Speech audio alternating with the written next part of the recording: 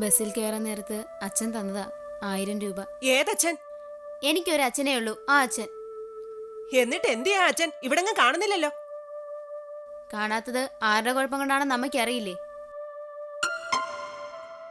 ആരുടെ കുഴപ്പം കൊണ്ടാടി നിന്റെ അച്ഛൻ പോയത്? എന്റെ കുഴപ്പം കൊണ്ടോ? ആ മനുഷ്യൻ നേരെ നിന്നിരുന്നേ എനിക്ക് ഈ ഗതി വരുമായിരുന്നോ? അച്ഛൻ പോയത് അമ്മയുടെ കുറ്റം കൊണ്ട് തന്നെയാ. ഇപ്പൊ വരാതിരിക്കുന്നതിന് കാരണവും അമ്മയുടെ ദുർവാശി തന്നെയാ. നീ അങ്ങനെ പറയൂ. അച്ഛൻ ചായക്കടയിൽ നിന്ന് വാങ്ങി തന്ന മസാല ദോശയുടെ സ്വാദ്. കല്യാണം കഴിഞ്ഞ നാള് തൊട്ട് ഞാൻ കിടന്ന് കഷ്ടപ്പെടുക.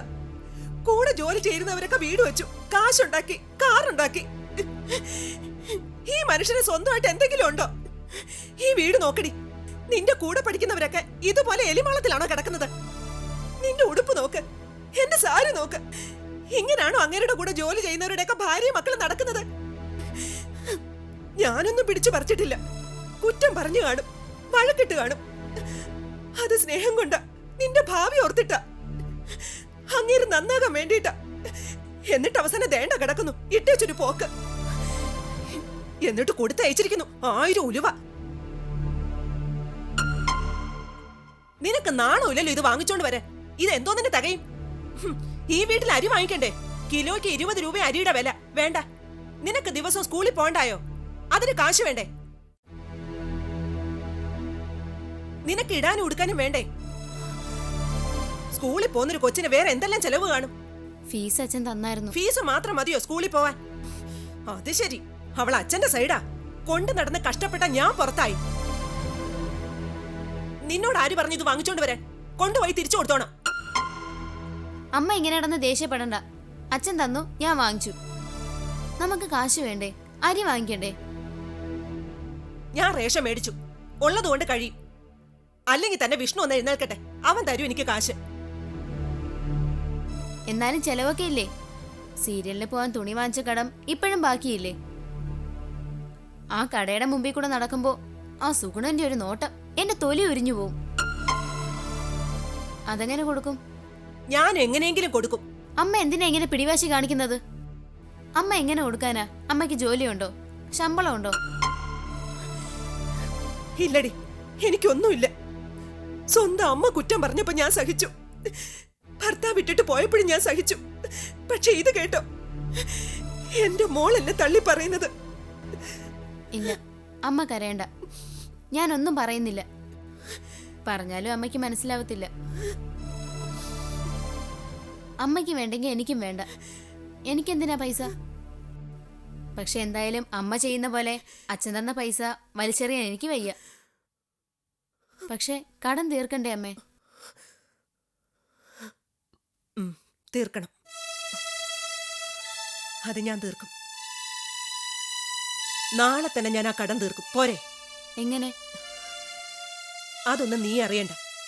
പോയിരുന്ന് പഠിക്ക്, നല്ലോണം മാർക്ക് വാങ്ങിക്കണം.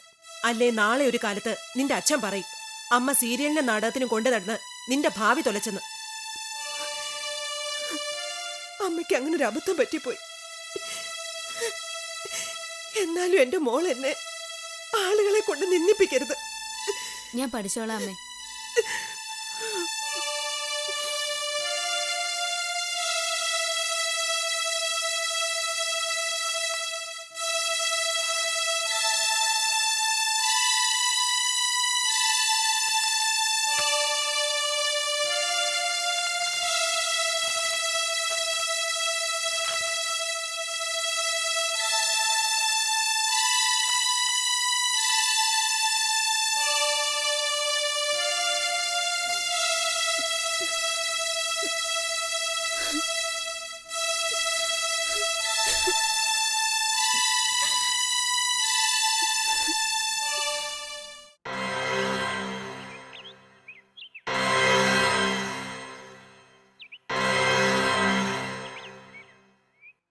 %25 ഷെയർ മാത്രമേ ഉള്ളൂ ഇനി ഹരിയുടെ പേരിലേക്ക് മാറ്റാൻ.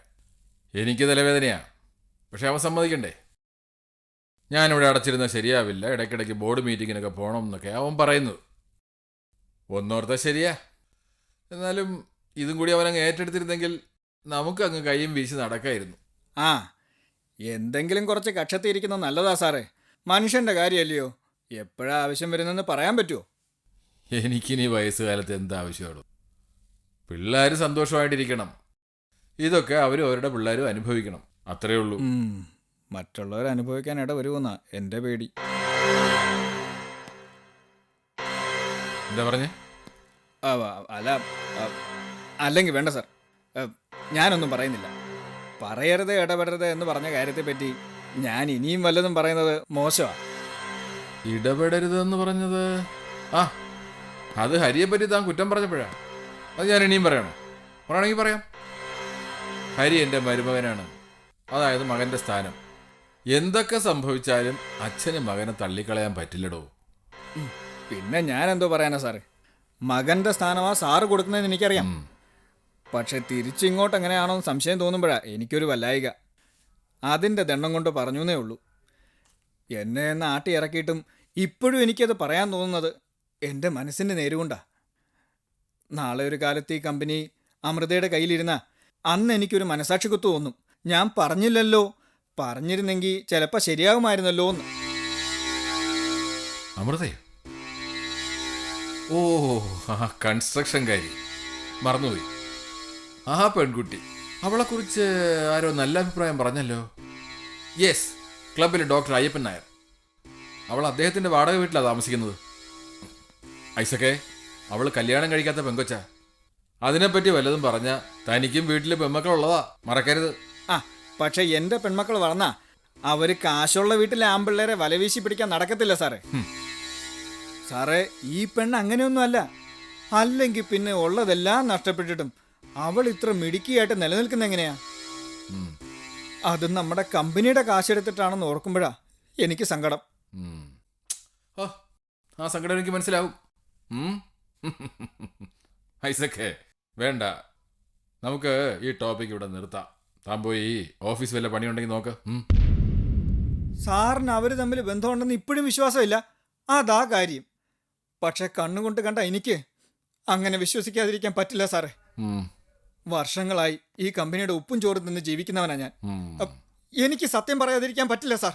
അതിന്റെ പേരിൽ സാർ എന്നെ വെറുത്താലും എനിക്ക് സങ്കടമില്ല. താനിങ്ങനെ കാടും പടപ്പും തല്ലാതെ കാര്യം പറയണോ? നമ്മുടെ മലേഷ്യൻ കമ്പനിക്കാർ വന്ന ദിവസം ഞാനും ഹരിസാറും കൂടി എയർപോർട്ടിലേക്ക് പോകുമ്പോൾ വഴിയിൽ വെച്ച് അമൃതയുടെ അമ്മയെ കണ്ടു.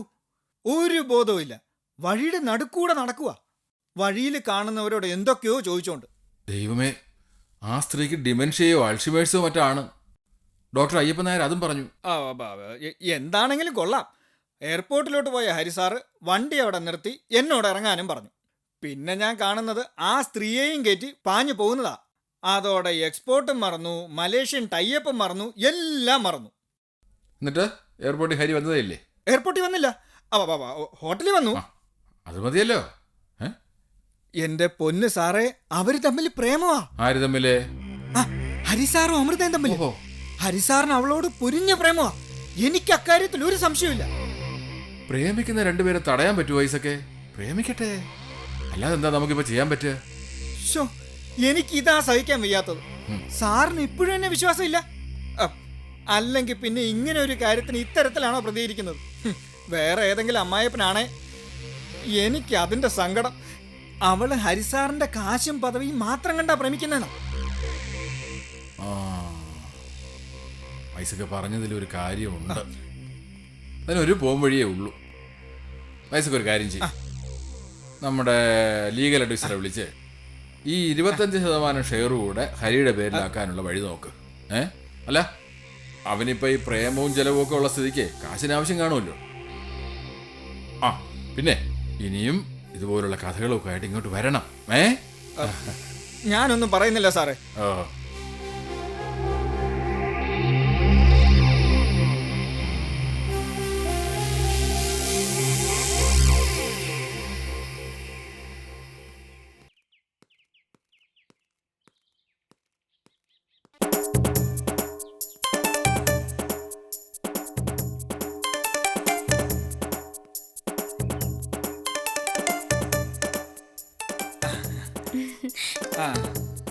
മോളിങ്ങനെ നിന്നോ.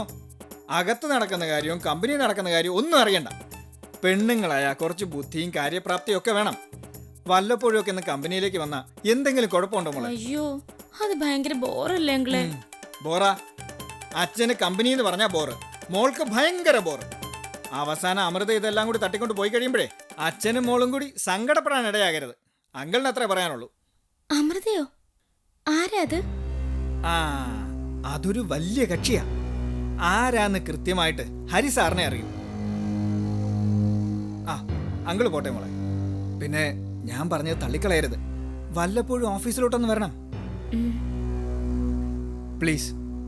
മോളുടെ അമ്മയുടെ പേരിൽ അങ്കിളുടെ ഒരു അപേക്ഷയാ.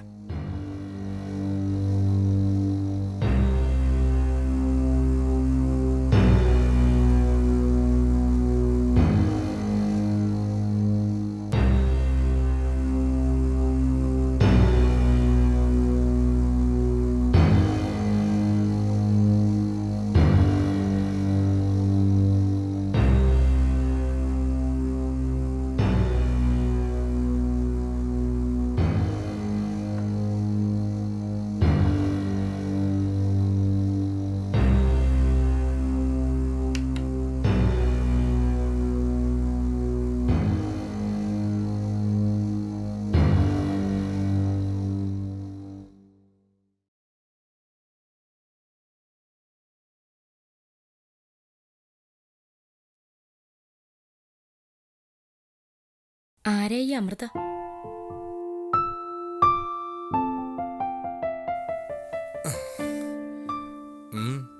എന്ത് പറ്റി പെട്ടെന്ന്? ആരാ അത്? അത് പറഞ്ഞേ. കാണാൻ ഭംഗിയുള്ളൊരു യുവതി, അവിവാഹിത, എൻ്റെ ഫ്രണ്ടാ. ഒരു കൺസ്ട്രക്ഷൻ കമ്പനി നടത്തുന്നു. അൺമാരീഡ്? ഉം. നിങ്ങൾ തമ്മിൽ എന്താ പരിചയം? പരിചയം എന്ന് പറഞ്ഞാൽ ഭയങ്കര പരിചയമാണ്. ഞാൻ പെണ്ണ് കാണാൻ ചെന്നു. അപ്പം ഈ മഞ്ഞ മിക്സർ, ബിസ്ക്കറ്റ്, ലഡു ഒക്കെ തന്നു. അതൊക്കെ ഞാൻ തിന്നു, കണ്ടു. അങ്ങനെ പരിചയമായത്. ഓ, അതാണല്ലേ.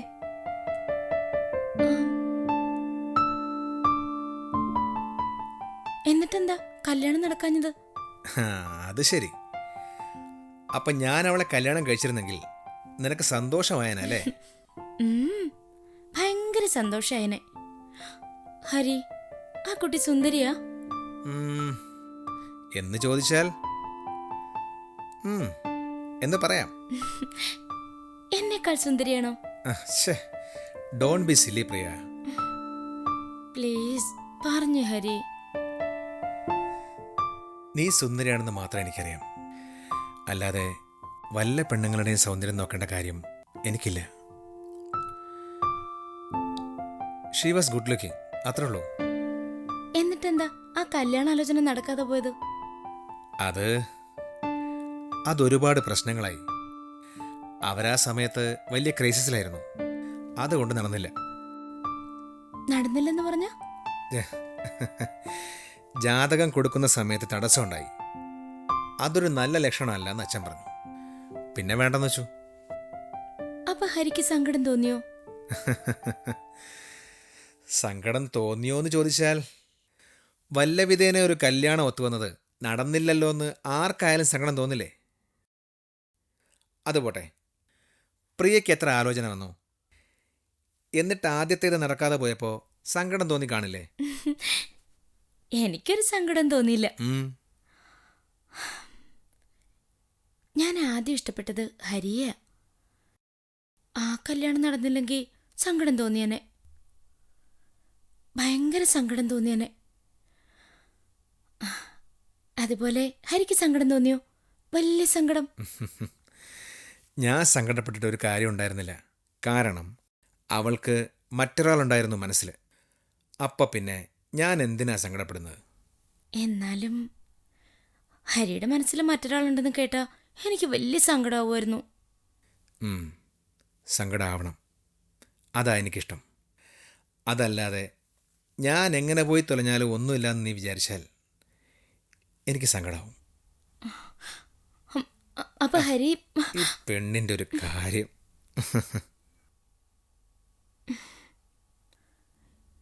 ഹരിക്ക് ഇഷ്ടപ്പെട്ടിട്ടാണല്ലോ ജാതകം കൊടുക്കുന്നവരെ എത്തിയത്. ആ സമയത്ത് അവക്ക് മറ്റൊരു ഇഷ്ടമുണ്ടെന്ന് എനിക്ക് അറിയില്ലായിരുന്നു. എന്നാലും ഇഷ്ടപ്പെട്ടല്ലോ. അതെന്താ ഇഷ്ടപ്പെടാൻ കാരണം? സൗന്ദര്യം കൊണ്ടാണോ? സൗന്ദര്യം എന്ന് പറയാൻ പറ്റില്ല. കൊള്ളാം, നല്ല കുട്ടിയാണെന്ന് തോന്നി. അതിനെന്താ കാരണം എന്നാ ചോദിച്ചത്. നമ്മൾ ഒരാളെ ഇഷ്ടപ്പെടുന്നത് സൗന്ദര്യം കൊണ്ട് മാത്രമാണോ? ആ ആളിൻ്റെ പെരുമാറ്റം, അയാളുടെ മുഴുവൻ സ്വഭാവം, അയാൾ ഇരിക്കുന്നത്, നടക്കുന്നത്, മറ്റുള്ളവരോട് സംസാരിക്കുന്നത്, അങ്ങനെ പല കാര്യങ്ങളില്ലേ. പെണ്ണ് കാണാൻ ചെന്നപ്പോഴുള്ള 5 മിനിറ്റ് കൊണ്ട് കണ്ടു, കൊള്ളാൻ തോന്നി, അത്രയേ ഉള്ളൂ. എന്നാലും ഒരാളിലൊരു ഹൈലൈറ്റ് എന്ന് പറയുന്ന ക്വാളിറ്റി. ഇപ്പൊ തന്നെ എനിക്ക് ഹരിയോട് ഇഷ്ടം തോന്നിയത് ഹരിയുടെ സീരിയസ്നെസ്സും സോഫ്റ്റ്നെസ്സും മാനേഴ്സും കണ്ടിട്ടാ. അമൃത വളരെ സീരിയസ് ആയ ഒരു പെണ്ണാണ്. നല്ല പക്വതയുള്ള പെരുമാറ്റമാണ്. അപ്പൊ എനിക്ക് പക്വതയില്ലേ? എന്ന് ഞാൻ പറഞ്ഞില്ലല്ലോ. ഞാനൊരു കാര്യം ചോദിച്ചോട്ടെ, സത്യം പറയണം. ചോദിക്കൂ, എന്ത് വേണമെങ്കിലും ചോദിക്കൂ. ഇപ്പൊ അമൃതയുടെ കാര്യം ചോദിക്കാൻ എന്താ കാരണം? ആരാ പറഞ്ഞത്? ഐസക് അങ്കിൾ ഇന്നിവിടെ ഡാഡിയെ കാണാൻ വന്നിരുന്നു. അപ്പൊ എന്നോട് പറഞ്ഞു എല്ലാം കൂടെ അമൃത തട്ടിക്കൊണ്ടു പോകുന്നു. എന്നോട് ഇടയ്ക്കൊക്കെ ഓഫീസിൽ വരണമെന്നും പറഞ്ഞു. That's A good suggestion. അത് പോട്ടെ, ഒരു കാര്യം കൂടി ഉണ്ട് ഹരി. നിക്ക്. എനിക്കൊരു ചോദ്യം കൂടിയുണ്ട്, വളരെ പ്രധാനപ്പെട്ടൊരു ചോദ്യം. നീയും നിന്റെ അച്ഛനും എന്നോടൊരു കാര്യം മറച്ചു വച്ചില്ലേ? മറച്ചു വെച്ചോ? എന്ത് കാര്യം? സത്യമായിട്ട് ഹരി, ഒരു കാര്യം മറച്ചു വെച്ചിട്ടില്ല. ഇല്ലേ? നിനക്ക് കല്യാണത്തിന് മുമ്പ് പോലീസിൽ ജോലി ഉണ്ടായിരുന്നു അല്ലേ? ഓ ഹരി, എനിക്ക് പോലീസിലായിരുന്നു ജോലി. പോലീസ് ഡിപ്പാർട്ട്മെന്റിന് കനത്ത നഷ്ടമായിപ്പോയി. എന്ത് ഷാർപ്പ് ക്വസ്റ്റ്യൻസാ. ഏത് പ്രതിയും മണിയായിട്ട് ഉത്തരം പറഞ്ഞു പോകും. കിടന്നുറങ്ങാൻ നോക്ക് വേണേ, ഇല്ലെങ്കിൽ ഞാൻ ഉണ്ടല്ലോ. ഇങ്ങോട്ട് പോ ഹരി. ഞാനെന്ന് ഇങ്ങനെ കിടക്കുന്നു. ഓ ദേ, ഞാൻ പോലീസാ. ഓ. എഴുന്നേക്ക്. എഴുന്നേക്ക്. കിടന്നേ. ഓ വേഗം കിടക്ക്. കിടന്നു.